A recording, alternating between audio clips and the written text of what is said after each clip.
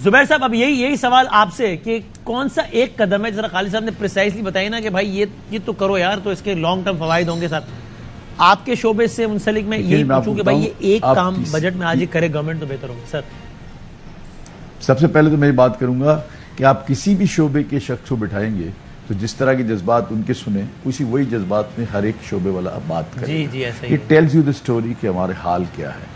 Budget کی بات کرتے ہیں، بجٹ کو ہم کیسے دیکھیں اگر ایک شعبے کی بات کرتے ہیں تو جس جگہ پہ میں بیٹھا ہوں تو آئی ہیو آئیڈینٹیفائڈ کہ آئی ٹی جو سیکٹر ہے اس کو اگر ہم سپورٹ کریں پوری طرح سے تو it can a tremendous speed. آج ہم 2 بلین کے اوپر پہنچ گئے، 1600-1700 سے 2.2 ہو جائے گا اس سال کے آخر میں. It can go to $20 billion within 2 years period of time. India کی کتنی ایکسپورٹ ہے آئی ٹی کی؟ $100 بلین کے آس پاس ہے زبیر صاحب. انڈیا $150 بلین سے امیجن $150 بلین صرف آئی ٹی کی ایکسپورٹ ہے.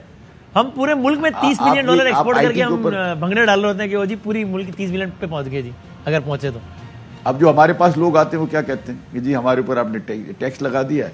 ہم نے کیا کیا کہ دبئی میں چھوٹی چھوٹی دکان لے کر اس کا ہم نے لائسنس لے کے وہاں سے ہم کام کرتے ہیں. کام ہم یہیں سے کرتے ہیں، اس لائسنس سے کام کرتے ہیں، پیسے دبئی میں منگاتے ہیں. آپ کو ڈالرز چاہیے، آپ ان کا مسئلہ کیوں نہیں حل کرتے؟ آئی ٹی والوں کا مسئلہ حل کریں. آپ آئی ٹی کی بہت زیادہ گروتھ کی گنجائش ہے. نمبر 2 اگر آپ دیکھیں تو ہمارا ایک ٹریڈیشنل سیکٹر ٹیکسٹائل ہے، اس کے اندر بہت گنجائش ہے. ہم یہ بات کرتے ہیں کہ جو فگرز ہم دیتے ہیں وہ یہ دیتے ہیں کہ جی امریکہ کی جو امپورٹ ہے پوری دنیا سے وہ جو ہے نا 10% کم ہو گئی ہے.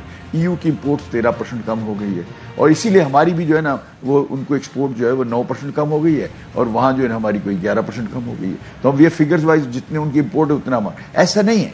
میں ان سے یہ بھی بتایا کہ اگر یہی بات ہوتی تو اسی پیریڈ میں بنگلہ دیش نے $5 بلین زیادہ ایکسپورٹ کیا US کو، اور ہم نے اسی عرصے کے اندر $1.2 کم ایکسپورٹ کیا. تو اب یہ کمپیریزن پہ تو دیکھیں نا، ہم ریجنلی کمپٹیشن کے اندر ہم انٹرنیشنل کمپٹیشن میں نہیں ہیں. تو یہاں جو ہے نا اگر ہم اس کو جو میں نے ان سے یہ کہا بجٹ کی میٹنگز میں وزیر اعظم کے ساتھ بھی، ڈار صاحب کے ساتھ بھی، میں نے کہا ہمیں کچھ بھی نہیں چاہیے. اگر ٹیکسٹائل کی بات کرتے ہیں ہمیں کچھ بھی نہیں چاہیے، نو سبسڈی، کوئی چیز نہیں چاہیے. ہمیں صرف وہ چاہیے جو آپ نے ہمیں جب ایکسپورٹ بڑھ رہا تھا جب دیا تھا.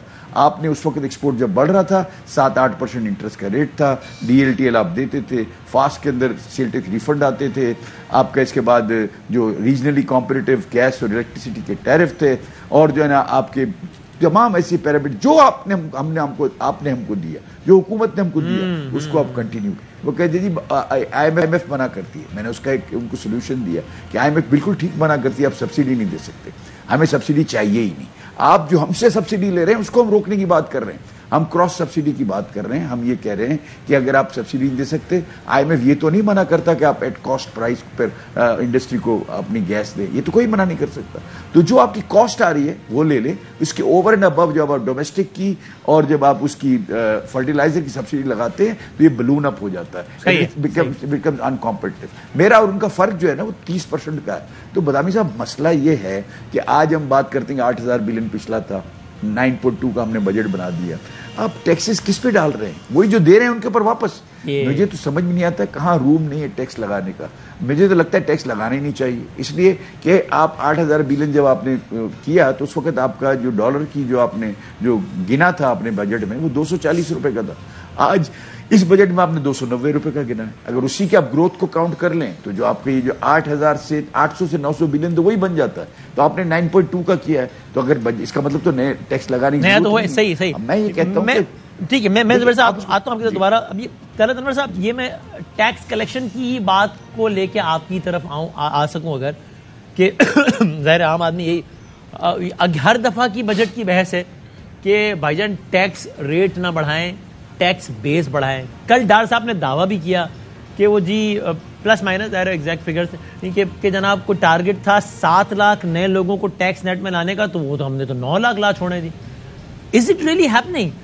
کیا آج بھی ایسا نہیں ہے کہ جو شعبہ آپ کی پکڑ میں ہے یا جس کا ٹیکس پہلے ہی کٹ جانا ہے اس کو آپ کہتے ہو یار ریٹ اور مارو ریٹ بڑھاتے جاؤ، اور جو شعبہ نہیں ہے وہ نہیں ہے بس، اور آپ اسی طریقے سے آپ ایک سمپل ایک پالیسی پہ چل رہے ہیں؟